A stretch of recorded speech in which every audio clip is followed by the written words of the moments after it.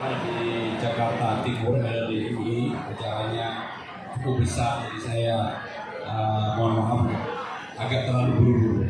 Yang pertama Ibu Sutri, Bu, memang di Pantai Mutiara ini sudah terlalu lama sebenarnya, hampir 40-50 tahun, termasuk apa ya, beberapa memang perlu dilakukan renovasi. Termasuk yang Ibu sampaikan tadi, pompa dari 12 seringkali hanya 6 yang jalan dan sebagainya. Kenapa kemudian pemerintah Jakarta tidak segera mengatasi itu? Tergantung pemimpinnya, Bu. Kalau saya melihat persoalan-persoalan ini, saya akan lihat sendiri. Begitu gubernurnya lihat sendiri, pasti bawahnya akan lebih rajin untuk menyelesaikan persoalan itu. Jangan kemudian pompanya katakanlah dijalankan kalau rop sedang naik atau hujan kiriman sedang turun. Jadi persoalan banjir di Jakarta pada dasarnya itu ada 3. Satu yaitu banjir kiriman dari atas. Sekarang ini banjir kiriman relatif sudah mengalami penurunan, yaitu karena ada 2 waduk yang dipasang di Sukamahi dan di Ciawi, sehingga praktis banjir turunannya sudah turun. Yang kemudian yang kedua adalah banjir lokal. Banjir lokal itu karena sedimentasi, karena sampah, nggak dikeruk, terutama di Jakarta Tengah ini.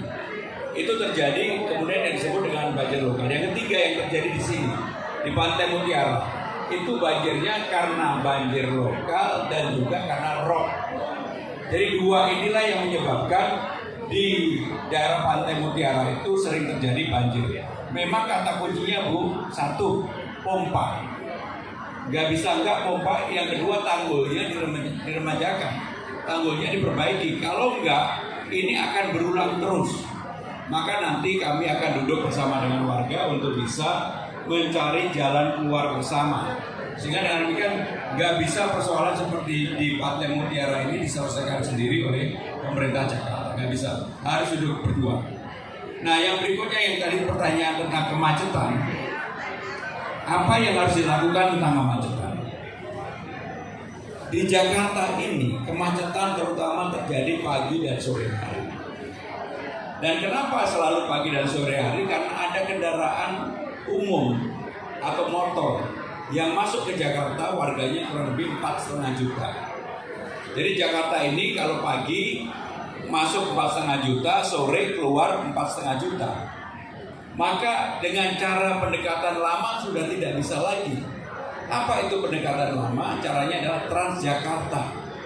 Padahal persoalan utamanya bukan di Transjakarta, tapi Transjabodetabek. Karena yang menyebabkan adalah sabun area dari Bogor, Bekasi, Tangerang Selatan, Depok dan sebagainya. Untuk itu pemerintah Jakarta sebelumnya sudah punya yang namanya Transjakarta, digratiskan 15 golongan. Kalau saya jadi gubernur, saya nggak menggratiskan 15 golongan hanya untuk Transjakarta, tapi untuk Transjabodetabek, supaya orang dari ujung nggak lagi bawa mobilnya masuk di Jakarta, diparkir di mana, kemudian tetap beraktivitas di Jakarta. Maka kita buat mereka parkirnya di Tangerang, di Bekasi, di Depok, Tangerang Selatan, dan sebagainya yang kita sebut dengan sistem park and ride. Itu sistem yang ada di dunia adalah park and ride. Artinya apa? Orang dari rumah hanya butuh 500 meter, dia bisa naik sepeda, dia bisa naik motor, dia bisa naik mobilnya, terserah. Ada tempat untuk parkir, dan begitu parkir maka dia bisa jalan kaki langsung naik transportasi umum. Maka kepada 15 golongan saya akan bebaskan. Apa itu 15 golongan? ASN, TNI Polri, disabilitas, orang dengan pendapatan terbatas, para pelajar, atlet, seniman. Sehingga dengan demikian ketika mereka dari Bekasi pikirannya udah merasa nyaman, ada kepastian dia naik kendaraan atau transportasi umum. Maka Jaklingko-nya kita akan buat sampai dengan kampung-kampung.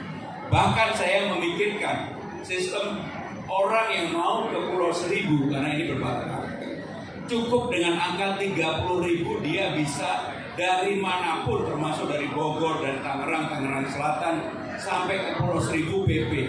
Karena saya udah hitung Pulau Seribu ppm, tapi bukan seperti Kocopi, bukan yang punya lihat sendiri, atau Pak Herman Heri, bukan. Ini adalah yang menggunakan transportasi umum, 30.000 cukup. Sehingga dengan demikian maka orang dari mana saja ada kenyamanan, ada kepastian untuk sampai bisa dimanapun. Sehingga dengan demikian kendaraan pribadinya, baik motor, mobil dan sebagainya, akan diparkir di tempat yang tidak terlalu jauh dari rumahnya. Maka dengan demikian akan dibuat yang disebut dengan Trans Jabodetabek. Yang terakhir dari saya tadi Pak Alan. Sebenarnya pertanyaan Pak Alan hampir sama dengan Bu Susi. Intinya begini, daerah-daerah seperti Pantai Mutiara ini memang banyak yang harus direnovasi. Bukan hanya tanggul, bukan hanya sarana prasarana untuk portnya, tetapi juga hal-hal lain termasuk jembatan tadi yang ditanyakan. Nah, ada yang swadaya masyarakat, ada yang memang jadi bebannya pemerintah Jakarta, ada juga sebenarnya masih tanggung jawab pengembang, termasuk Fasos-Fasum di sini. Saya yakin biasanya pengembang atau tempat makin mewah, makin kelasnya tinggi, persoalan Fasos-Fasumnya juga makin rumit. Tidak semuanya transparan. Mohon maaf, mudah-mudahan saya salah. Mudah-mudahan di sini semuanya fasilitasnya udah bagus. Tapi kemarin saya ketika di Pantai Indah Kapuk bertemu dengan kurang lebih komunitas yang sama. Persoalannya Fasos-Fasumnya jadi persoalan. Bahkan gedung itu. Berarti kalau ada yang tepuk tangan berarti belum selesai nih di sini.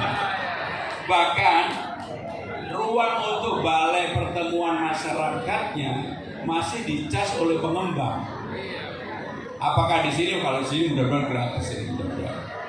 Sehingga dengan demikian Bu Susi, Pak Alan, sekali lagi saya kalau menjadi gubernur seperti yang saya katakan di awal, menjadi gubernur bagi semua kelompok, semua golongan, semua strata masyarakat, tetapi saya adalah orang yang sangat terbuka untuk mau duduk bersama menyelesaikan persoalan yang dihadapi.